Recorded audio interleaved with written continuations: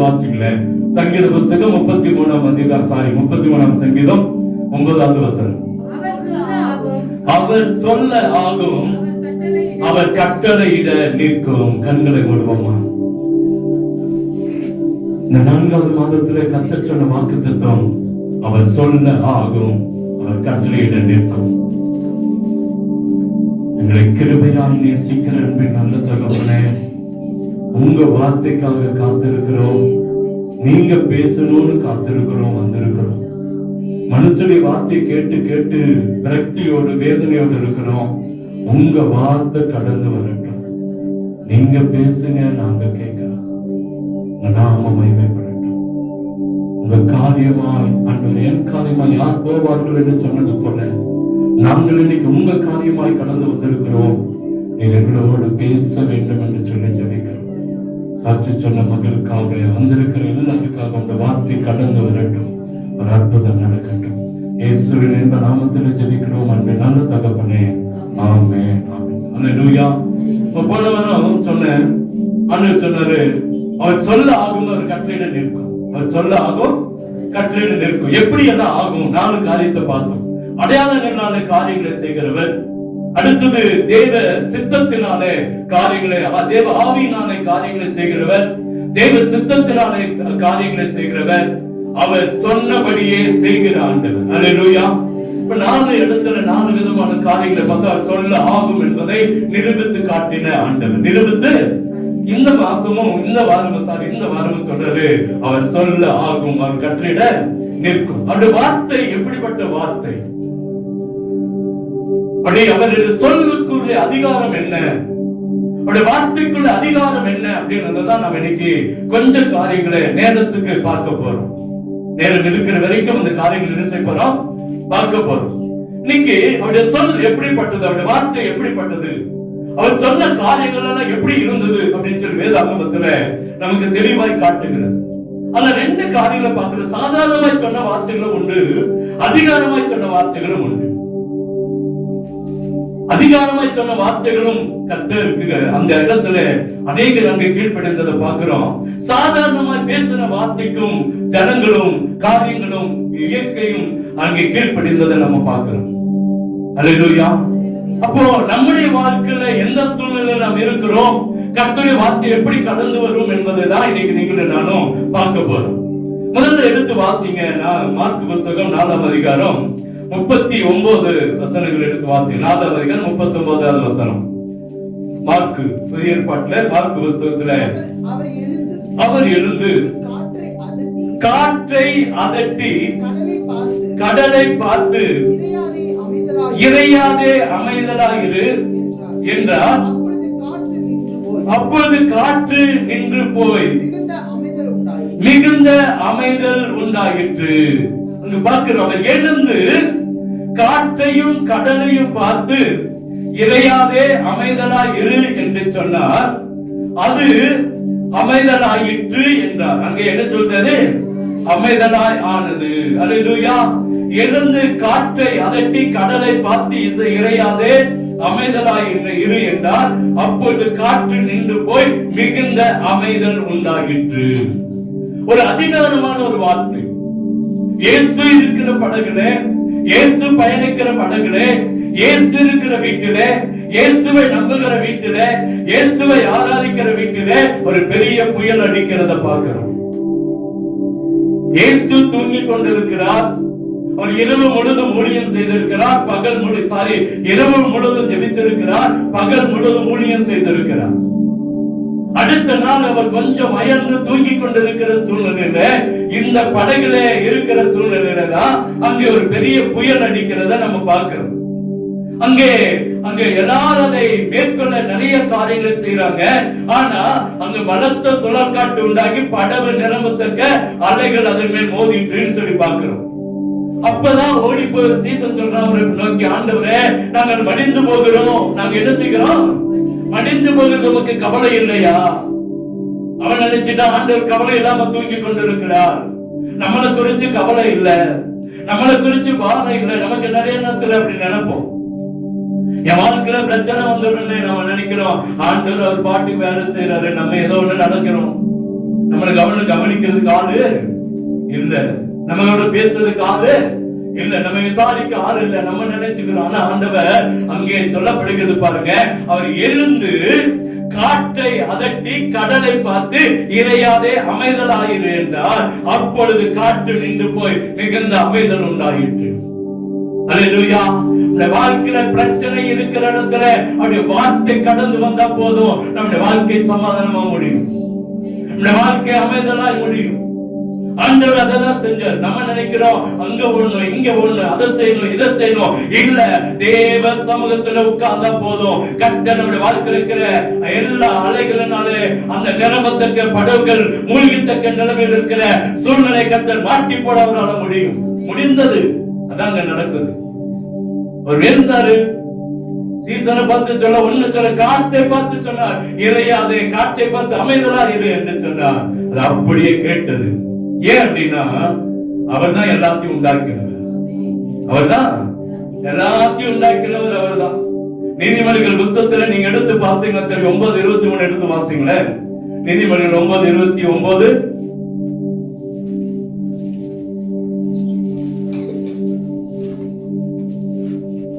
கர்த்தரின் வழி உத்தமர்களுக்கு அரண், அக்கிரமக்காரருக்கு கலக்கம். அதான் 9:29. சரி, 19 வாசிங்க. 18 தான் இருக்கா? நீதிமொழிகள்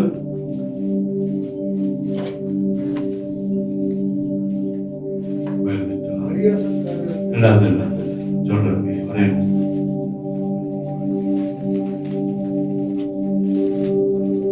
சரி, இங்க அதாவது 8ஆம் அதிகாரம், அதுக்கு முந்தின அதிகாரத்துல நான் 9 போட்டு 8ஆம் அதிகாரத்துல நம்ம எடுத்து வாசிங்க. அந்த 29 வாசிங்க.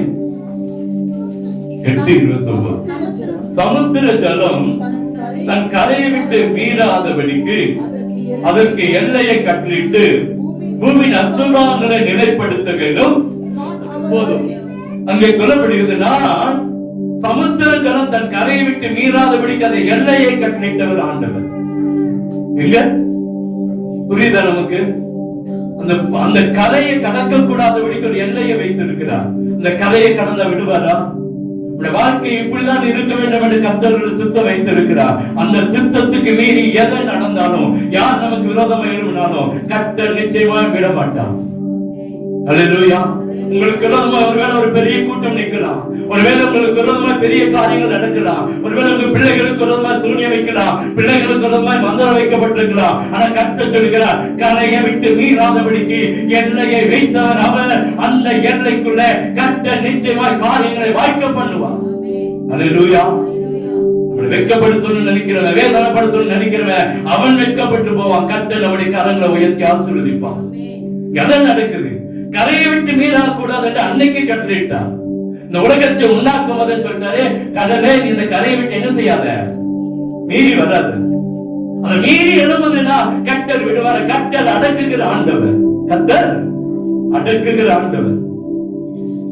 ரொம்ப தான் சொன்னா அவரால் எல்லாம் செய்ய முடியும். அன்பாவும் சொல்ல முடியும், அடக்கி காட்டுவா அவரால முடியும். இறையாத அமைதலாறு அவருடைய சத்தத்தை கேட்ட உடனே காற்றும் கடலும் அவருக்கு கீழ்ப்படிந்தது. நம்முடைய வாழ்க்கையில் இருக்கிற பிரச்சனையை மாற்ற அவரால் முடியுமா முடியாதா? அல்லேலூயா. நிச்சயமா முடியுங்க. எல்லையை தாண்ட கூட கர்த்தர் விட மாட்டார். ஏன்னா நம்மளை கர்த்தர் அழைத்தவர் தானிக்கு மேல சோதிக்க விரும்புவதில்லை. ஒருவேளை தேவனை ஒருவேளை இன்னைக்குதான் தெரிஞ்சு கொள்ளலாம், அல்லது இன்னைக்குதான் பார்க்கலாம். ஆனா நம்மை உலகத்துல உண்டாகுவதற்கு முன்னே கர்த்தர் நம்மை அறிந்து வைத்திருக்கிறவர். தாயின் கருவில உருவாவதற்கு முன்னே நம்மை அழைத்து அறிந்து வைத்திருக்கிறவர் நம்முடைய ஆண்டவர் மாத்திரம்தான். அவருக்கு தெரியும் நம்முடைய வாழ்க்கை எப்படி இருக்கிறது. இன்னைக்கு ஆண்டவர் சொல்றாரு, உங்க வாழ்க்கையில் இருக்கிற கடலையும் காற்றை அவரால தடுத்து நிறுத்த முடியும். ஏன்னா அவருடைய வார்த்தைக்கு வல்லமை இருக்கிறது. அதே அந்த லூக்கா 4:36 எடுத்து வாசித்து பாருங்களேன். அங்க சொல்லப்படுகிறது 4:36, லூக்கா 4:36. எல்லாரும் ஆச்சரியப்பட்டு இது என்ன வார்த்தையோ அதிகாரத்தோடும் வல்லமையோடும் அசுத்த ஆவிகளுக்கும் என்ன கொடுக்கிறார்? கட்டளை இடுகிறார். அவைகள் புறப்பட்டு போகிறது என்று ஒருவரோடு ஒருவர் பேசிக் கொண்டார்கள். ஏன்னா பிசாசு கூட ஆண்டவருடைய வார்த்தை பார்த்து பயந்தது. ஏதாவது நீங்க எடுத்து பாருங்க, ஆண்டவர் அந்த வழியா நடந்து போகிறார். பிசாசுகள் கேக்குது, இயேசுவே உமக்கும் எனக்கும் என்ன, ஏன் என்ன துக்கப்படுத்துறீங்க, ஏன் என்ன வேதனைப்படுத்துறீங்க? அவர் வந்த வழியா நடந்து போகும்போது பிசாசுகளுக்கு தெரியும் அவருடைய ஒரு வார்த்தைக்கு வல்லமை இருக்கிறது. அது நம்மளை அந்த வல்லமை, அந்த வார்த்தை கடந்து வந்தா நம்மளை கடல்ல கொண்டு போய் போடவும் முடியும், அக்கினியில எரிக்கவும் முடியும். பிசாசுக்கு தெரிந்திருக்கிறது, நமக்கு தெரிய மாட்டேங்குது. நிறைய நேரத்துல வார்த்தைக்கு என்ன இருக்கிறது? வல்லமை இருக்கிறது. ஒரு வார்த்தை சொல்லு, அந்த வேலைக்காரன் என் வேலைக்காரன் சொத்தமாவன்னு சொல்லி 100க்கு அதிபதி சொல்லுகிறான். அவனுக்கு தெரிந்திருக்கிறது ஆண்டவருடைய வார்த்தைக்கு வல்லமை உண்டு. நம்ம அநேகத்துல கிறிஸ்தவர்கள் சொல்றோம், ஆண்டவரை பின்பற்றுகிற பிரச்சனை வந்த உடனே ஆண்டவருடைய வார்த்தையை மறந்து போகிறோம். 2-3 நாளுக்கு முன்னாடி வீட்டுல 9 மணிக்கு ஒரு அம்மா வந்தாங்க. அவங்களோட பேசி பேசி பேசி ஒரு 8 மணிக்கு வந்தாங்க நினைக்கிறேன். பேசி பேசி 10 மணி ஆச்சு. வீட்டுல சாப்பாடு வைக்கல, நைட் ஜெபம் பண்ணல, எதுவுமே செய்யல. ஏன்னா அவங்களுக்கு ஒரு பிரச்சனை, ஜெபம் பண்ண வந்தான்.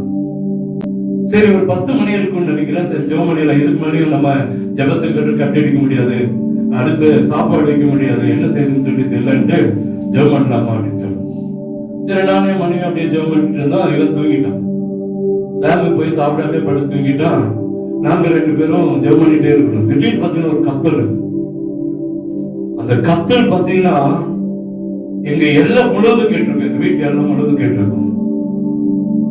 எனக்கு தெரிஞ்சிச்சு இது சாத்தான் அப்படின்னு சொல்லி தெரிஞ்சுட்டு நான் பைபிள் எடுத்து தலைமையில கை வச்சு ஜெபம் பண்ண ஆரம்பிச்சு, வாஸ்தவம் கூட சேர்ந்து ஜெபம் பண்ணிட்டே இருக்கிறோம். சொல்றது யாருன்னு தெரியுமா அப்படின்னு சொல்லி நான் சொன்னேன், எனக்கு எல்லாம் தெரியும், நான் கேட்கவே இல்லை. நீ யாருன்னாலும் கேட்கவே இல்லை. எனக்கு கேட்டுருந்தா என்ன சொல்லியிருக்கோம்? அது கதையை விட்டுட்டு நம்மளை டைவர்ட் பண்ணி நம்மளை சோத வச்சுட்டு இருக்கோம். எனக்கு தெரியும், விசுவாசோட தந்திரம் நமக்கு தெரியுமே. அதனால ஒண்ணுமே பேசிக்கல. இயேசுவின் நாமத்தினால இதுக்குள்ள கிரியை செய்கிற அந்த அந்த ஆவி என்ன ஆவினா குளிர் தூதன் ஆவி. நல்ல ஸ்தோத்திரம் பண்ணுது, நல்லா அநேக பாஷை பேசுது. நான் சொன்னேன் இயேசுவின் நாமத்தினால இதுக்குள்ள கிரியை செய்கிற ஒளியின் தூதன் ஆவி வெளியே போய் சொன்ன விழுந்துருச்சு. எதுவுமே கேட்கல. ஏன் அப்படின்னா இயேசுவின் நாமத்தை சொன்னாலே பிசாசு என்ன செய்யுங்க? ஓடும். அதுக்கு முன்னாடி கொஞ்ச நேரம் ஜெபம் பண்ணி அந்த அம்மாவை அனுப்பிச்சு விட்டோம். ஏன் சொல்றேன்னா அவருடைய வார்த்தைக்கு என்ன இருக்குதுங்க? நம்ம வார்த்தைலாம் ஒண்ணும் இல்லைங்க, குப்பை. நம்ம வார்த்தைலாம் சும்மா சாதாரண. நமக்கு வார்த்தை யார் மதிக்கிறான்? யாருமே மதிக்க மாட்டான். அப்படிதான் இல்லை, நம்ம வார்த்தைக்கு ஒண்ணும் கிடையாது. ஆனா தேவனுடைய வார்த்தைக்கு வல்லமை இருக்கிறது. நம்ம அடுத்த நாள் சொன்னாங்க என்கிட்ட, நேத்து நைட்டு எந்த பிரச்சனை இல்லை பாஸ்டர். நேத்து சொன்னாங்க நான் பாஸ்டிங் ப்ரே பண்ண, எந்த பிரச்சனையும் இல்லை. நேத்து அவங்க பாஸ்டர் வந்தார், நான் ஜெபம் பண்ணி போயிடுச்சேன்னு சொல்லி அவங்க பாஸ்டர் வந்தார். ஒண்ணுமே கிரியை நடக்கல. அவரே ஒத்துக்கிட்டாரு. ஜெபம் பண்ணுங்கம்மா, ஒரே பக்கம் இருக்குமா, பாஸ்டர் சொன்னாருன்னு சொன்னாங்களாம். நீங்க எல்லாத்தையும் விட்டுட்டு ஒரு பக்கமா வந்திருக்கேன்னு சொன்னாங்க. அவங்க அந்த பாஸ்டர் சொல்லியிருக்காங்க. அவரு அதே போல இருங்கம்மான்னு சொல்லிட்டு போயிட்டாரு. அல்லேலூயா. ஏன் சொல்றேன்னா இயேசுவின் நாமத்துக்கு முன்பா எந்த அதிகாரமும் இல்லை. அவருடைய வார்த்தைக்கு முன்பா எந்த அதிகாரமும் கிரியை செய்ய முடியாது. இங்கே ஒரு காற்றையும் கடலையும் அமர்த்துகிற வல்லம் ஆண்டவருக்கு மாத்திரம் தான் இருக்கு, மனுஷனுக்கு இருக்குமா? சுனாமி வந்துச்சு, யாராச்சும் தடுத்து நிறுத்த முடிச்சா? பல ஆயிரம் உயிர்கள் போனது.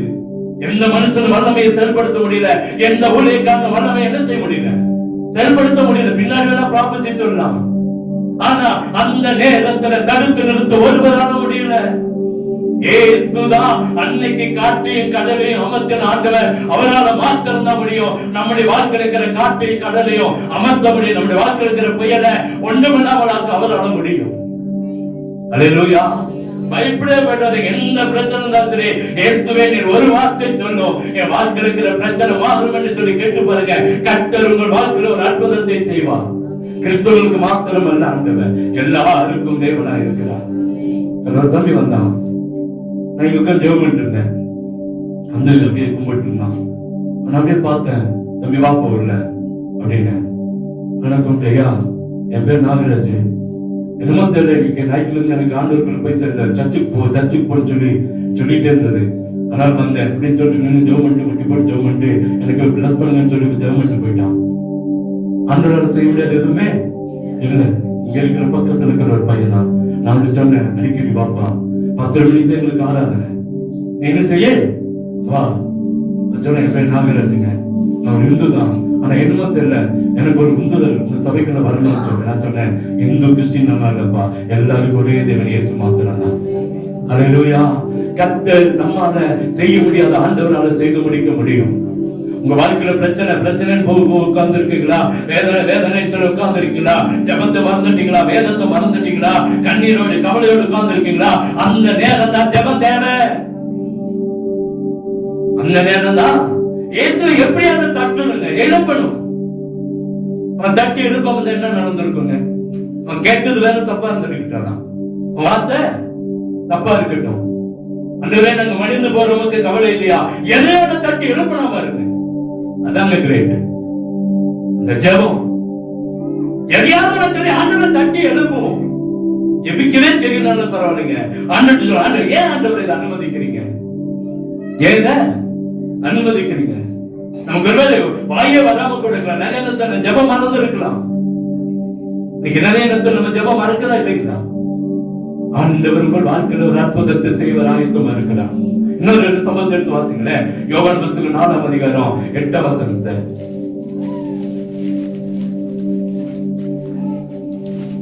அப்பொழுது சமாரியா நாட்டாளாகிய ஒரு ஸ்திரீ தண்ணீர் மொள்ள வந்தால் இயேசு அவளை நோக்கி தாகத்துக்கு தா என்றார். யூதர்கள் சமாரியருடனே சம்பந்தம் கலந்தபடியினால் சமாரிய ஸ்திரீ அவரை நோக்கி, நீ யூதனாய் இருக்க என்னிடத்தில் தாகத்துக்கு தா என்று எப்படி கேட்கலாம் என்றால், இயேசு அவளுக்கு பிரதியுத்தரமாக, நீ தேவனுடைய ஈவையும் தாகத்துக்கு தா என்று உன்னிடத்தில் கேட்கிறவர் இன்னார் என்பதையும் அறிந்திருந்தாயானால் நீயே அவரிடத்தில் கேட்டிருப்பாய், அவர்களுக்கு ஜீவ தண்ணீரை கொடுத்திருப்பார். போதும். அதுக்கு அந்த அடுத்த சம்பவங்களை வீட்டுல போய் பார்த்து பாருங்களேன். ஆண்டவர் இவங்க சாப்பாடு வாங்க போயிட்டாங்க. சீசர்கள் தனியா உட்கார்ந்து இருக்காரு, அப்படியே கடந்து போறாரு. உங்க ஸ்திரீ அங்க தண்ணீர் எடுக்க வராங்க. அந்த உடனே போய் அந்த ஸ்திரீக்கு கொஞ்சம் தண்ணி கொடுமா குடிக்க. அது இயேசு யூதன் என்று அவளுக்கு தெரிஞ்சதுனால அவன் சொன்னா, நீ யூதனா இருக்க, என்னிடத்துல போய் தாகத்துக்கு தண்ணீர் கொடுன்னு கேட்கலாமா? அப்போ இவன் நினைச்சிட்டா, நான் இவரை விட பெரியவளா, இல்ல ஆண்டவர் என்னுடைய ஜாதியை விட பெரியவளா என்று சொல்லி தெரியல. யூத பெரியவளா, சமாரியா பெரியவளா, அங்க பிரச்சனை. ஆனா ஆண்டவர் சொல்ற, நீ யாருன்னு, என்ன யாருன்னு உனக்கு தெரிஞ்சிருந்தா, என்னிடத்துல உன்னிடத்துல கேட்கிறது யாருன்னு புரிஞ்சிருந்தா, இந்த தாகத்துக்கு தண்ணீர் கொடுன்னு கேட்கிற இடத்துல நீ கேட்டிருப்ப, எனக்கு ஜீவ தண்ணீர் கொடுன்னு சொல்லி கேட்டிருப்ப, நான் உனக்கு கொடுத்திருப்பேன். பாருங்க, இது ஒரு அதாவது என்ன சொல்ற, ஆக்ரோஷமான வார்த்தை இல்ல, ஒரு வல்லமையான வார்த்தையாவும் காணப்படல. சாதாரணமா பேசுற, சாதாரணமா ஒரு ஸ்திரீட்ட போய் உட்கார்ந்து பேசுற. ஆனா அந்த ஸ்திரீ உள்ளம் அப்படியே உடைக்கப்படுது பாருங்க. சொல்றா, அடுத்த வசனங்கள் எல்லாம் நீங்க பார்த்து பாத்தீங்கன்னா, அந்த ஸ்திரீட்ட சொல்ல, நீ போய் புருஷனை அழைச்சிட்டு வாண்டாரு ஆண்டவர், நீ போய் புருஷன் அழைச்சிட்டு. உடனே சொல்றாரு, எனக்கு புருஷன் இல்ல, எனக்கு என்ன இல்ல, புருஷன் இல்ல. அப்ப இயேசு எனக்கு புருஷன் இல்லை என்று நீ சொன்னது சரிதான். ஏற்கனவே உனக்கு 5 புருஷன் இருக்கிறாங்க, இப்ப இருக்கிற உனக்கு புருஷன். பாருங்க, ஆண்டவர் மௌனமா உட்கார்ந்து பேச பேச அவள் உள்ளம் உடைக்கப்படுது. அவட உள்ளத்துல இருக்கிற பாரங்களை வெளிக்கொண்டு வரா, உண்மையை பேச ஆரம்பிச்சுட்டா. அவன் தேவன் சபத்துல தன்னை அர்ப்பணிக்க ஆரம்பிச்சுட்டா. என்ன நடக்குது பாருங்க, டக்குனு அவ போறா, குளத்தை வச்சுட்டு ஓடி போறா. ஊர்ல இருக்கிறவங்களால அழைச்சிட்டு வந்தா, ஊர்ல இருக்கிறவங்கள ரசிக்கப்பட்டான். ஊர்ல இருக்கிறவங்களா, இது எப்படிப்பட்ட வார்த்தைங்க? சாதாரணமான ஒரு வார்த்தை. அவரால உள்ளத்தில் இருக்கிற வேதனைகளை அறிந்து கொள்ளவும் முடியும். ரெண்டாவது என்னது, நம்ம உள்ள வெளியே தெரியாதுங்க. நிறைய பேர் உடைக்கப்பட்டு வந்திருப்போம். நம்ம உள்ளம் இன்னைக்கு கஷ்டத்தோடு வந்திருக்கோம், பாரத்தோடு வந்திருக்கோம். நான் என்ன செய்ய போகிறேன்னு தெரியல, என் குடும்பத்தை எப்படி நடத்த போறேன்னு தெரியல, நான் செய்கிற வேலைகள்ல பிரச்சனை, குடும்பத்துல பிரச்சனை, போராட்டம். இன்னைக்கு அப்படிப்பட்ட சூழ்நிலை இருக்கலாம். வெளியே தெரியாது. உள்ள உடைந்து வந்திருக்கலாமா? ஐயா, நம்ம உள்ள உடைந்து வந்திருக்கலாம். உள்ளத்துல இருக்கிற ஏக்கத்தை கூட சரியா வெளியே கொண்டு வருகிறவர் கர்த்தருடைய வார்த்தை தான். இயேசு பேசுனா அந்த ஸ்ரீ சொல்லிருப்பாளா? சரியா போய் நிக்கிறார் பாருங்க. அவளுடைய தேவையை அறிஞ்சு, அவளுடைய சூழ்நிலை அறிஞ்சு, அவளுக்கு ஒரு ஆறுதல் தரணும், ஒரு அற்புதத்தை செய்யணும், ஒரு வெற்றியை தரணும்னு சொல்லி ஆண்டவர் சரியாய் போய் நிக்கிற ஆண்டவர் நம்முடைய ஆண்டவர் மாத்திரம் தான். நீங்க நினைக்கலாம், என் வாழ்க்கையில பிரச்சனைக்கு யார் எனக்கு உதவி செய்யப்போறா, யார் எனக்கு நன்மை செய்யப்போறா நினைக்கலாம். ஆண்டவர் இருக்கிறார் என்பதை மறந்துடக்கூடாது. அல்லேலூயா. ஆண்டவர் நம்ம தேடிக்கொண்டே இருக்கிறார், பார்த்து கொண்டே இருக்கிறார், நம்முடைய காரியங்களை அறிந்து கொண்டே இருக்கிறார். அவருக்கு தெரியும் எனக்கு என்ன செய்யணும், உங்களுக்கு என்ன செய்யணும் அவருக்கு தெரியும். சரியா செய்வாருங்க. பேச பேச பேச அந்த சபையில் உள்ள உடைக்கப்படுகிறத பார்க்கிறோம். இந்த பேச்சு பாருங்க, ஆச்சரியமான வார்த்தை. என்ன வார்த்தை? ஆச்சரியமான வார்த்தை. அல்லேலூயா. அதே யோவான் 6ஆம் அதிகாரத்துல 68 இருந்து அந்த 69 வசனங்களை நீங்க வாசித்து பார்த்தீங்கன்னா தெரியும் அது எப்படிப்பட்ட வல்லமையுள்ள வார்த்தை என்பதை அங்கே நம்ம புரிந்து கொள்ள முடியும். சீமோன் பேதுரு அவருக்கு பிரதியுத்தரமாக, ஆண்டவரே, யாரிடத்தில் போவோம்? நித்திய ஜீவ வார்த்தை வசனங்கள் உம்மிடத்தில் உண்டே. ஆண்டவர் ஒரு சில காரியங்களை ரொம்ப அதாவது இதா பேசுறாரு, அடிச்சு பேசுறேன்னு சொல்லலாமே. அவரு என்ன தேவையோ அதை அவர்களுக்கு அவர் அப்படியே சொல்றார். அது எப்படி, என்ன வார்த்தையில சொல்லலாம்? கடினப்படுத்த அல்லது அவங்களை சரிப்படுத்த கடினமான வார்த்தைகளை பயன்படுத்துகிறார். பயன்படுத்தின உடனே அநேகர் போயிட்டாங்க. சீசர்கள் அநேகர் அவர் விட்டு போயிட்டாங்க. பேதுரு பார்த்து கேட்கிறார், பேதுருவே, நீயும் போக சம்மதிக்கிறாயா? நீயும் போக ரெடியா இருக்கிறையா? வேற எங்கப்பா போவோம்? வேற எங்க போவோம்? ஜீவன் தரும் வார்த்தை, நித்திய ஜீவ வசனங்கள் உம்மிடத்துல உண்டே. பாருங்க மேல வசனம், அப்போது இயேசு 12 நோக்கி, நீங்களும் போய்விட மனதா இருக்கிறீர்களோ என்றார். பேதுரு சொல்ற, எங்கப்பா போவோம்? நாங்க எங்க போக முடியும்? வசனங்கள் ஜீவ நித்திய வாழ்வுக்கு, எங்கள் வாழ்க்கைக்கு ஆசீர்வாதத்தை கேட்ட வார்த்தை உம்மிடத்துல இருக்கிறது, உம்மிடத்துல இருக்கிறது. ஒரு வார்த்தை நித்திய ஜீவனை கொடுக்கிற வார்த்தைங்க. ஒரு வார்த்தை ஒளிவு மறைவு இல்ல, சொன்னதை கரெக்டா சொல்லுவார், இல்லாட்டி விட்டுருவார். கண்டித்து உணர்த்துகிற நேரத்துல கண்டித்து உணர்த்துவார், ஆசீர்வதிக்கப்பட வேண்டிய நேரத்தில் ஆசீர்வதிப்பார், நன்மைகள் செய்ய வேண்டிய நேரத்தில் நன்மைகளை செய்வார். அதுதான் ஆண்டோடைய குணம், ஆண்டோடைய குணம். அழகா சொல்றது, நித்திய ஜீவ வசனங்கள் உம்மிடத்துல மாத்திரம் இருக்கிறதப்பா. நீ ஜீவனுள்ள தேவனுடைய குமாரனாகிய கிறிஸ்து என்று நாங்கள் விசுவாசித்து அறிந்திருக்கிறோம். என்ன செய்யணும்? நம்ம என்ன செய்யணும்னா, நம்ம வாழ்க்கையில் இருக்கிற சின்ன சின்ன பிரச்சனைக்கு, உள்ளத்தில் இருக்கிற வேதனைக்கு ஒரு முடிவு வரணும்னா இயேசுடைய வசனங்களை பிடிச்சு, வார்த்தைகளை பிடிச்சு பாருங்க.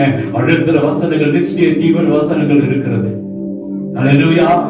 கர்த்தர் நம்முடைய வாழ்க்கையில் இருக்கிற உள்ளத்தின் ஆழத்தில் இருக்கிற ஏக்கங்களை கூட நிறைவேற்றி கொடுப்பா. சாதாரண ஆண்டவர் நம்முடைய ஆண்டவர் அல்ல, பெருமூச்சுக்கு கூட பதில கொடுக்கிறவர் நம்முடைய ஆண்டவர். நம்ம விட்ட கண்ணீர் ஒருபோது வீணா போகாது. ஒரு சொட்டு கண்ணீர் இல்லைங்களா? லட்சணம் கண்ணீர், வேதனை கண்ணீர் இல்லைங்களா? நிச்சயமா நம்ம கண்ணீருக்கு கர்த்தர் பதில் கொடுத்தே தீர்வா. அல்லேலூயா. நம்ம சில காரியங்களை சொல்லி முடிச்சாரு. லூக்கா சுவிசேஷம் 9ஆம் அதிகாரம், லூக்கா எழுதினது 9, 14, 15, 16 வாசிங்க. தெரிஞ்ச சம்பவம் தான். ஏறக்குறைய 5000 புருஷர் இருந்தார்கள். அவர்களை பந்திக்கு 50 பேராக 50 பேராக உட்காரும்படி சொல்லுங்கள் என்று சீசர்களுக்கு சொன்னார். அவர்கள் அந்தபடி எல்லாரும் உட்காரும்படி செய்தார்கள். அப்பொழுது அவர் 5 அப்பங்களையும் 2 மீன்களையும் எடுத்து வானத்தை அண்ணாந்து பார்த்து ஆசீர்வதித்து பிட்டு ஜனங்கள் முன் வைக்கும்படி சீசரிடத்தில் கொடுத்தார். ஆண்கள் மாத்திரம் 5000 பேர் இருக்கிறாங்க. இருக்குது 5 அப்பம் 2 மீன் இருக்கிறது. 5 அப்பம் 2 மீன் எப்படிங்க கொடுக்க முடியும்? எல்லாரையும் பந்தி உட்கார வச்சாச்சுங்க. 50 பேர் 5000 பேர் உட்கார்ந்து இருக்கிறாங்க. என்ன நடக்கும்? எல்லாரும் பார்க்கிறான், என்ன நடக்க போகுது? என்ன ஒருவேளை வெளியிருந்து நிறைய பார்சல் கொண்டு வந்துட்டாங்களான்னு பாக்குறாங்க. கையில இருக்கிறது வெறும் 5 அப்பமும் 2 மீன் தான். 5000 பேருக்கு மேல போசிக்க கர்த்தர் அந்த நாள் ஒரு வார்த்தை சொன்னாரு. அதை எடுத்து கையில எடுத்து ஆசீர்வதித்து விட்டு அந்த சீசர்களுக்கு கொடுத்தா, விட்டு ஜனங்களுக்கு கொடுங்க. என்ன செய்யுங்க? ஜனங்களுக்கு கொடுங்க. அவ்வளவுதான். ஆசீர்வதித்தாரு, விட்டு ஜனங்கள் வைக்கும்படி சீசனத்துல கொடுத்துட்டார். ஆண்டவர் கூட பிக்கல. ஆண்டவர் கூட என்ன செய்யல? பிக்கல. சீசன் தான் பிக்கும்படி சீசனத்துல கொடுத்துட்டார். பிக்கும்படி சீசனத்துல கட்டளை கொடுத்தார். சீசர்கள் பிட்டு பிட்டு கொடுக்க கொடுக்க கொடுக்க கொடுக்க அங்க 5000 பேர் சாப்பிட்டு 20000 பேர், 5000 பேர்ல ஏறக்குறைய ஆண்கள் மாத்திரம் 5000 பேரு, பெண்கள், வாலிபர்கள், சிறு பிள்ளைகள் எல்லாம் ஏறக்குறைய 20000 பேர் சாப்பிட்டு 12 கூடை நிறைய மீதம் எடுத்த ஒரு பெரிய அற்புதம் எதிர்லாம் நினைச்சா அவருடைய கரத்துல வந்த அந்த வார்த்தை, இந்த அப்பம் அந்த மீன் யார் கையில வந்துச்சுங்க? ஆண்டவர் கரத்துல வந்துச்சு. ஆண்டவர் கரத்துல போச்சுன்னா நிச்சயமா நம்முடைய குறைவு நிறைவாய் மாறும். சகோதரி, இப்போ ஒண்ணுமே நடக்கல, 5000 ரூபாய் கொடுத்துட்டான். இது நடக்குமா நடக்காதா? நடக்கும். ஒரு சம்பவத்தை சொல்லியாரு. ஒரு காங்கிரீட் போடலாம் ஒரு வீட்டுக்கு. அப்போ காலையில என்ன கூப்பிட்டாங்க, 1ஆம் தேதி வாக்குத்தத்தம் முடிச்சுட்டு போனேன். ஃபர்ஸ்ட் எனக்கு ஜெபம் பண்ணுங்க, இன்னைக்கு காங்கிரீட் போடலாம். அவன் வீட்டுக்கு போனேன், ஜெபம் பண்ண அந்த காங்கிரீட் போடுற இடத்துல நின்று ஜெபம் பண்ண. ஒரு 200 ரூபாய் காணிக்க கொடுத்தான். 200 ரூபாய்க்காக மன்னிச்சிருங்க, அந்த சொல்றேன் உங்களுக்கு தெரியணும்னுக்காக. ஒரு 200 ரூபாய் காணிக்க எனக்கு கொடுத்துட்டாங்க. நான் வாங்கிட்டு வீட்டுக்கு போயிட்டு நான் வரப்போ ஒரு 9 மணிக்கு வரப்பாட்டு அப்ப இங்கதான் இருக்க போயிட்டேன். வீட்டுக்கு போயிட்டு 2:45 ஆச்சு. பயங்கர மழை. என்னாச்சு? தட்டி எரியுது. காங்கிரீட்டுக்கு வேண்டிய காரியெல்லாம் செஞ்சாச்சு. மிஷின் கொண்டு வந்துட்டான், எல்லாம் செஞ்சுட்டான்.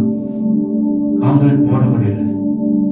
10 ஆச்சு, 10 ஆச்சு, 11 ஆச்சு. மேல இருந்து கொடை பிடிச்சு கீழே வந்துட்டேன். கீழே வந்து அந்த காங்கிரீட்காரன், ஐயா என்ன செய்யுதுன்னு நான் சொன்ன சுரேஷ், காங்கிரீட் போட்டுடலாம், நீங்க ஆண்கள் எல்லாம் அனுப்பிச்சு விட்டுறாதீங்க, காங்கிரீட் நீங்க போட்டுருவோம். எப்படி போட முடியும்? மழை கவனம் கொட்டுது. நான் ஒரே ஒரு வார்த்தை கேட்டேன், ஆண்டவரே கையை நீட்டி 200 ரூபாய் காணிக்க வாங்கிட்டேன். கை நீட்டி காங்கிரீட் போறதுக்காக கையை நீட்டி 200 ரூபாய் காணிக்க வாங்கிட்டேன்.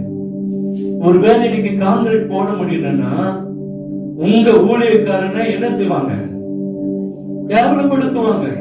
நான் கேவலப்பட்டு நிக்கணும்னா மழை பெய்யட்டும், இல்லாட்டி மழை நிறுத்துங்க. 11:45 மழை நின்றுச்சு. 3 மணிக்குள்ள காங்கிரீட் போட்டாச்சு. ஆட்கள் போயிட்டாங்க. நான் வாங்கினதை கேட்டு சொன்னேன், ஆண்டவரே கையை நீட்டி என்ன வாங்கிட்டேன்? காணிக்க வாங்கிட்டேன். மனைவி தெரியும், எல்லாத்துக்கும் தெரியும். நான் ரொம்ப அழுதுட்டேன். என்ன நடக்கும்? இவரை காலையில் இவரை கூட்டிட்டு ஒரு காணிக்கை கொடுத்து நீங்க என்ன செய்ய முடியல? காங்கிரீட் போட முடியல. ஊரே போய் சொல்லியிருப்பாங்க. நாட்டு டிக்கெட் ஆண்டவரை நான் வெக்கப்பட்டு போகணும்னு நினைச்சீங்கன்னா மழை பெய்யட்டும், இல்லாட்டி மழை நின்றுச்சு. மழை நின்று காங்கிரீட் தொட்டவன்னு தான் ஊட்டிக்கு போனேன்.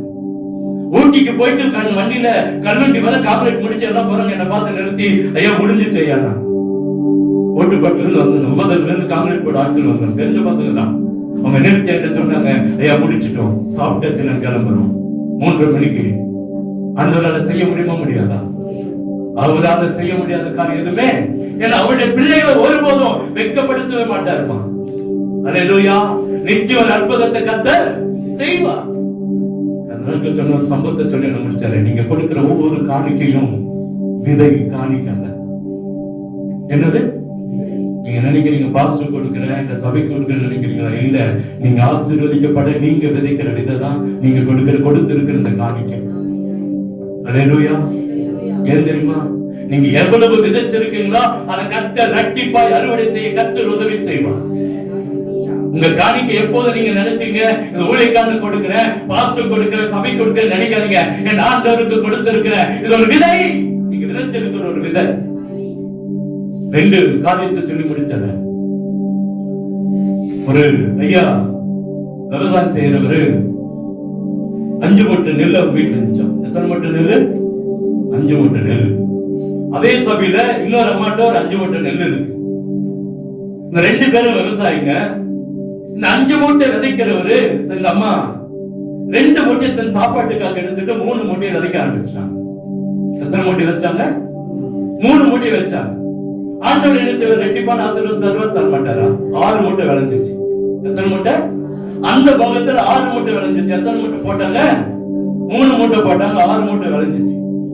இந்த 6 மூட்டையில 2 மூட்டைய சாப்பாட்டுக்கு எடுத்து வச்சுட்டாங்க. 2 மூட்டை என்ன வச்சுட்டாங்க? சாப்பாட்டுக்கு எடுத்து வச்சு 4 மூட்டை திரும்பி வச்சாங்க. ஒரே வருஷத்துல 4 என்னவா மாறிச்சு? 8ஆ மாறிச்சு. அவங்க வீட்டுல இப்ப எவ்வளவு இருக்கு? 8 மூட்டை. ஒரு வருஷத்துல கர்த்தருடைய ஆசீர்வாதம் 8 மூட்டை. எவ்வளவு இருக்கு? அது வருஷத்து எவ்வளவு? 5. 2 வருஷம் சாப்பாட்டுக்கு 2 மூட்டை எடுத்துட்டாங்க. அது போக கையில எவ்வளவு இருக்கு? 8 மூட்டை இருக்கு. 2 மூட்டை விதைக்க போனால் 6 மூட்டை உங்களுக்கு ஸ்டாக் இருக்கு. 6 மூட்டை. அந்த 6 விதைச்சிருந்தா எவ்வளவு வந்திருக்கும்? 12 வந்துடும். அது வரும். இன்னொரு அதே சபையில ஒரு ஐயா வச்சாரு 5 மூட்டையை. 5 மூட்டையில 3 மூட்டையை சாப்பாட்டுக்கு எடுத்துட்டார். அவர் கொஞ்சம் சாப்பாட்டுலாமா அப்படின்னா அவர் சொன்னது. அதனால்தான் நான் சொல்றேன்.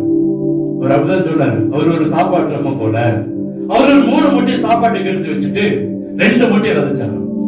எவ்வளவு வரும்? 4 மூட்டை கிடைச்சிச்சு. 4 மூட்டையில 3 மூட்டையை சாப்பாட்டுக்கு எடுக்கணும். அப்படிதான் இல்லையா? கதை கட்ட வந்தா கணக்கு கட்ட வந்தான். கணக்கு படிச்சு கட்ட சொல்லுங்க. 4 மூட்டையில 3 மூட்டையை சாப்பாட்டுக்கு எடுத்து வைக்கணும். அப்ப 1 மூட்டை தான் விதைக்க முடியும். 1 விதைச்சா எவ்வளவு வரும்? 2 தான் வரும். அந்த மாதிரி எவ்வளவு வச்சுட்டாங்க கையில? 8 மூட்டை கையில வச்சுக்க. 2 விதைச்சா 6 மூட்டை கையில ஸ்டாக் இருக்கும். இவர் 2 மூட்டை தான் வச்சுக்கிறாரு. 3 மூட்டை விதைக்கணும். எங்க போவாரு? கடன் வாங்க வர மாட்டாரா? ஏன் இன்னைக்கு விசுவாசிகளுக்கு கடன்? விதைக்கிறத நம்ம விதையா நினைக்கல. இது என்னவா நினைச்சதுனால இன்னைக்கு ஒவ்வொரு விசுவாசி வீட்டுல கடன் இருக்குதா கர்த்தர் சொல்றாரு. நான் சொல்றேன். இந்த ஐயா சொன்னார் பெங்களூர்ல அந்த இங்க ஒரு நோட்டீஸ் எல்லாம் போட்டிருந்தேன். பாத்தீங்களா? சிடி பாஸ்கர் சொல்லி அது ஐயாங்களுக்கு தெரியும். அவங்க வந்தாங்க அந்த வீட்டுக்கு. பெங்களூர்ல இருந்து ஒரு ஐயா வந்தாரு. அவர் தான் சொன்னதை நான் உங்களுக்கு சொல்றேன். நம்ம விதைக்கிறத விதையா சரியா விதைச்சிட்டா ரெட்டிப்பான ஆசீர்வாதத்தை கர்த்தர் தருவான். நம்ம ஆசீர்வாதத்தை நம்ம மறைச்சு வைக்காம சிஸ்டர் ஜெபம் பண்ணாங்க. இன்னைக்கு அதை சொல்லலாமா வேண்டாமா நினைச்சேன். சிஸ்டர் ஜெபத்துல வந்து சொன்னாங்க, எங்க காணிக்கை நாங்க வஞ்சிக்க கூடாது ஐயா. அதனாலதான் இந்த வார்த்தை திரும்ப சொல்றேன். நம்ம காணிக்கையை வஞ்சித்து வச்சோம்னா ஆசீர்வாதம் இல்ல. நம்ம தாராளமா அவருடைய கரத்துல பாருங்க. அந்த பையன் சின்ன பையன் 5 அப்பத்தை 2 மீனை தனக்குன்னு வைத்திருந்தத அங்கே கொடுத்தான். அவனும் சாப்பிட்டா.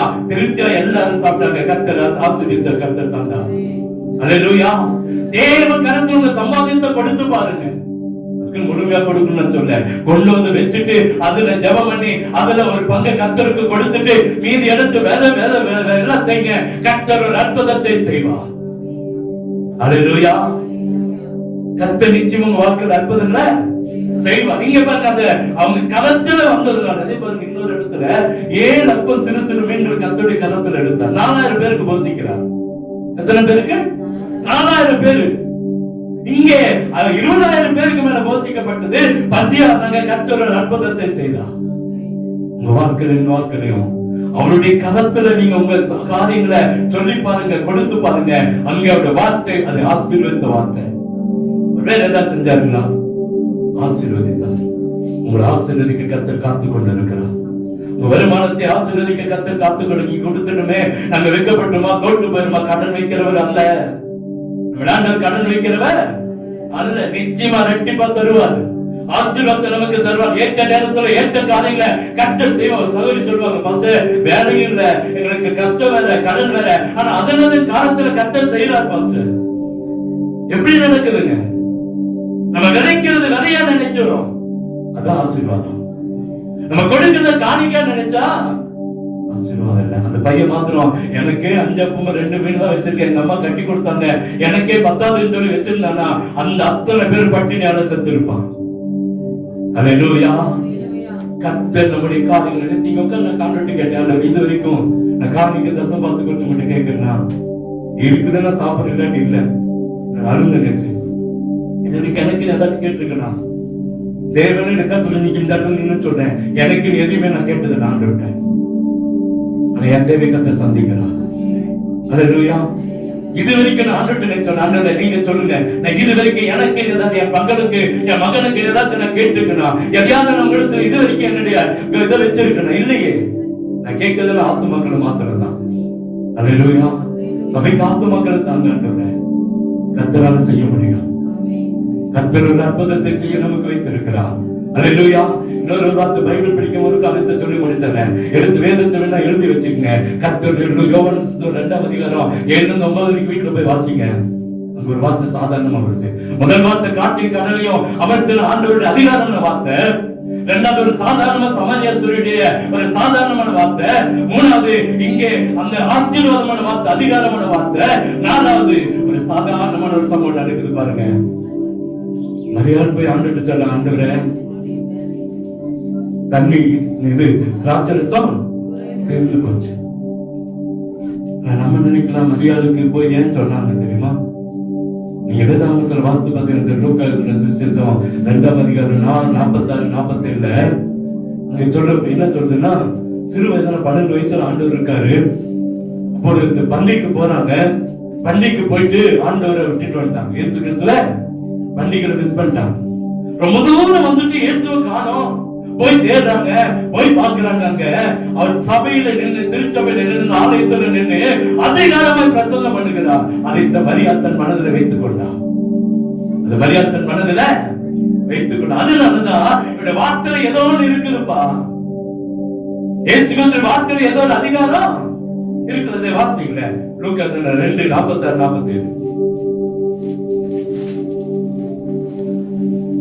3 நாளைக்கு பின்பு அவர் தேவாலயத்தில் போதகர் நடுவில் உட்கார்ந்திருக்கவும். 3 நாள் இவரை மிஸ் பண்ணிட்டாங்க. 3 நாள் கழிச்சு தேடிட்டு வராங்க. தேடிட்டு வரும்போது ஆண்டவர் எங்க இருக்காரு? தேவாலயத்தில் போதகர் நடுவில் உட்கார்ந்திருக்கவும். போதகர் நடுவில் உட்கார்ந்திருக்கவும். அவர்கள் பேசுகிறதை கேட்கவும். அவர்கள் பேசுகிறதை கேட்கவும். அவர்கள் வினாவும் கண்டார்கள். அவர்கள் பேசுவதை கேட்கிறாரு. அவர்களை கேள்விகளை கேட்கிறாரு. அதை கேட்க வினாவும் கண்டார்கள். அவர் பேச கேட்ட யாவரும் அவருடைய புத்தியையும் அவர் சொன்ன மருத்துவங்களையும் குறித்து பிரமித்தார்கள். மரியாள் அதை பார்த்து தன் மனதில் அதை என்ன செய்து கொண்டாராம்? வைத்துக் கொண்டார். தன் இருதயத்திலே வைத்துக் கொண்டார் சொல்லி 51 சொல்லுது. பின்பு அவரோடு கூட போய் நாசரேத்தில் சேர்ந்து அவருக்கு கீழ்ப்படிந்திருந்தார். அவருடைய தாயார் இந்த சங்கதி எல்லாம் தன் இருதயத்திலே வைத்துக் கொண்டார். எந்த காரியத்தை? அங்கே ஆண்டவருடைய வார்த்தை வந்துச்சு பாருங்க, அந்த வல்லமை அது தன் இருதயத்துல வைத்துக்கணும். அதனாலதான் யோவான் சுவிசேஷத்துக்கு வரும்போது அங்கே சொல்லப்படுகிறது, அங்கே ஆண்டவர்கிட்ட போய் சொல்றான், ஆண்டவரே எனக்கு திராட்சரசம். ஆண்டவர் என்ன சொல்ற, எனக்கு உனக்கு என்ன வேற என்ன வரல எல்லாம் சொன்னாலும் அவர் பாருங்க சாதாரணமா சொல்றாரு, அந்த ஜாடி நிறைய தண்ணீர் நிரப்புங்க. ஜாடி நிறைய ஒன்று இல்லாம அவரால் அற்புதம் செய்ய முடியுமா? ஐயா, வெறும் தண்ணீரை கூட அவரால் அற்புதம் செய்ய முடியும். செய்யற பாருங்க, சாதாரண தண்ணீர் தான். அந்த ஜாடிக்குள்ள நிரப்புங்க, நிரப்பிட்டாங்க. தண்ணீர் அந்த ஜாடியை நிரப்புங்க, அவங்க முழுது புள்ள நிரப்பிட்டாங்க. அடுத்து சொல்ல ஒண்ணு கொடுங்க, பார்த்து பாருங்க, ஒண்ணும் இல்ல. கைய வச்சாரா தெரியல, அங்க போய் நின்று ஜோமனா தெரியல, பாஸ்டிங் போட்டாரா தெரியல, 30 நாள் 40 நாள் உட்கார்ந்தாரா தெரியல, எதுவுமே இல்ல. தண்ணி நிரப்புங்க, முந்து கொடுங்கப்பா. அது எப்படியா மாறுச்சுங்க? சுவை மிகுந்ததா மாறுச்சுங்க. நம்ம ஆண்டவன் நம்மிடத்துல அவர் எதிர்பார்த்த காரியம் நம்மிடத்துல இருக்கும் என்று சொன்னா நிச்சயமா சொல்ற வார்த்தை இரட்டிப்பான ஆசீர்வாதத்தை சுவை மிகுந்ததாய் மாற்ற முடியும். சாதாரண வார்த்தை தான். தண்ணீரை நிரப்புங்க, மொந்து கொடுங்க. இதுல எது பெரிய ஏதாச்சும் மிராக்கள் நடந்துச்சு பாக்குறோமா? பெரிய மிராக்கள் நடந்துச்சு. இந்த கிரேட் மிராக்கள் நடந்துச்சு. சாதாரண மிராக்கள் அல்ல, வெறும் சாதாரண தண்ணீர். அங்கே வைத்திருந்த கச்சாரிகள் நிரப்பட்ட தண்ணீர், எந்த மிக்சிங் இல்ல, எந்த திராட்சரச பழங்களும் இல்ல. அங்கே தண்ணீர் திராட்சரசமாய் மாறினது, அதை சுவை மிகுந்ததாய் மாறிச்சு. வாழ்க்கையில் இருக்கிற வெறுமையை கத்தர் மாற்ற முடியும். நீ வெறுமையை உட்கார்ந்து இருக்கலாம், பிரச்சனையோட உட்கார்ந்து இருக்கலாம், வேதனையோட உட்கார்ந்து இருக்கலாம். கர்த்தர் உங்கள் வாழ்க்கையை செழிப்பாய் ஆசீர்வாதமாய் மாற்ற முடியும். கண்களை கொள்வோமா? 4 காரியங்கள் பார்த்தோம். வல்லமையா அவருடைய வார்த்தை கடந்து வந்துச்சு. வார்த்தை எப்போதுமே வல்லமையா வரணுங்க. எனக்கு கற்றுக் கொடுத்த ஆண்டவர் அப்படித்தான், எனக்கு சொல்லிக் கொடுத்தது ஆண்டவர் அப்படித்தான். சும்மா ஏதோ பெயருக்கு பேசிட்டு போகாத, ஏதோ கடமைக்கு நினைக்காத. இது ஒரு காரியம், இந்த பலிபீடத்தை உன்னுடைய காரியத்துக்காக நீ பயன்படுத்தாத. எனக்கு கற்றுக் கொடுத்ததுனால தான் இந்த இடத்துல நிற்கிறேன் இத்தனை வருஷங்கள். வல்லமையான வார்த்தை அவருடைய வார்த்தை, சாதாரண வார்த்தை அல்ல. காற்றையும் கடலையும் அமர்த்த முடியும் என்று சொன்னா, உங்க வாழ்க்கையில் இருக்கிற காற்றையும் கடலையும் அமர்த்த அவரால் முடியும். காற்றடிக்குதா, புயல் அடிக்குதா, கலங்கி நிக்கிறீங்களா, கண்ணீரோட நிக்கிறீங்களா? வாழ்க்கையில் இருக்கிற பிரச்சனை மாற்ற வார்த்தைக்கு வல்லமை இருக்கிறது. இரண்டாவது, உங்க வாழ்க்கை உள்ள உடைந்து படிக்கிறீங்களா? ஏதோ பெயருக்கு வாழ்ந்து கொண்டு இருக்கீங்களா? வெளியே தெரியல, உள்ள உடைக்கப்பட்டு இருக்கிறதா? கணவன் மனைவியோடு வாழ்ந்திருக்கலாம், பிள்ளைகள் பெற்றோரோடு வாழ்ந்திருக்கலாம். ஆனா உள்ளத்துக்கு தெரியும் என்னுடைய வாழ்க்கை எப்படி போய் கொண்டு இருக்கிறது. அடிக்கடி நினைச்சு பார்ப்பேன். நான் விட்டு சொல்லுவேன், என் பிரச்சனை யாருக்கு தெரியும்? உங்களுக்கு மாத்திரம் தான் தெரியும். என் பாடுகளை அறிந்திருக்கிறவன், என் வேதனைகளை அறிந்திருக்கிறவன் ஒரே கர்த்தர் இயேசு மாத்திரம் தான். உங்களுக்கு அதுதான். நீங்க நினைக்கிற வெளியே யாரும் என்ன விசாரிக்கல, யாரும் எங்களை கேட்கல, யாரும் எங்களுக்கு உதவி செய்ய வரல. ஒருவர் இருக்கிறார்மா, உங்களை தேடி வருவார். உங்க பிரச்சனை மாற்றாவதான முடியும். முழு உள்ளத்தோடு தன்னை அர்ப்பணித்த ஒப்பு கொடுத்தான். உள்ளத்தில் இருக்கிறதெல்லாம் கொட்டிட்டான், வேதனையெல்லாம் சொல்லிட்டான். அதான் 1 பேதுரு 5 என்ன சொல்லுது? உங்கள் கவலைகள் எல்லாம் அவர் மேல வச்சிருங்க. அவர் உங்களை விசாரிக்கிறவர். அவர் உங்களை விசாரிக்கிறவர். சகோதரியே, அவர் உங்களை விசாரிக்கிற உங்க பக்கத்துல நின்னு கேட்கிற, என்னமா வேணும்? நான் யாருன்னு தெரியாம பேசிட்டு இருக்கிறேன். நான் ஏன் சொல்றது அவர் உணர்த்துறார். அவருக்கு ஒப்பு கொடுப்போமா? 3வது பாருங்க, அவர் கையில வந்த உடனே பலிக்கு பெருகுச்சுங்க. கையில வர வரைக்கும் எங்கே ஒரு மனுஷனுக்கு சொந்தம். கையில வந்து ஆசீர்வதித்தார். உங்களை எங்கே ஆசீர்வதிக்க விரும்புகிறாருமா? வாக்குத்தத்தம் உங்களை ஆசீர்வதிக்கவே, ஆசீர்வத்து பெருகவே, பெருகப்படுகிறவே நம்முடைய ஆண்டவர் மாத்திரம்தான். நீ வேதத்தில் எடுத்து வாசித்து பாருங்க. சவுல் பல குறைந்து போனவன காணப்பட்டா, தாவீதோ நாளுக்கு நாள் வர விருத்தி அடைந்தான். ஆண்டவர் நம்மை ஆசீர்வதிக்க விரும்புகிறார். உங்க பிரச்சனை அவரிடத்துல கொண்டு வாங்க, உங்க வேதனை அவரிடத்துல கொண்டு வாங்க. பணத்தை மாத்திரம் இல்லமா, சம்பாதித்த மாத்திரம் இல்ல, தேவையோட்டு கொண்டு வாங்க. உங்க கடன் அவரிடத்துல கொண்டு வாங்க. வீட்டுக்கு யுத்தம் அதை ஆண்டுகிட்ட கொண்டு வாங்க. ஏன் இன்னைக்கு ஆண்டுகிட்ட கொண்டு வர முடியல? ஏன் பிரச்சனை கொண்டு வர முடியல?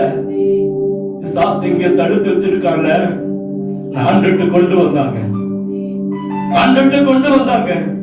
5 அப்பம் 2 மீன் 5000 பேருக்கு மேலாக அவருக்கு சாப்பிட கர்த்தர் உதவி செய்தார். 20,000 வேண்டாங்க, 5000 பேருக்கு விட்டு கொடுக்கதே ஒரு பெரிய மிராக்கிள் தானே. அவரால் முடியும். வார்த்தைக்கு வல்லவர். ஆசீர்வாதத்துக்காகவே உங்களை நீ அழைச்சிருக்கிறாருங்க.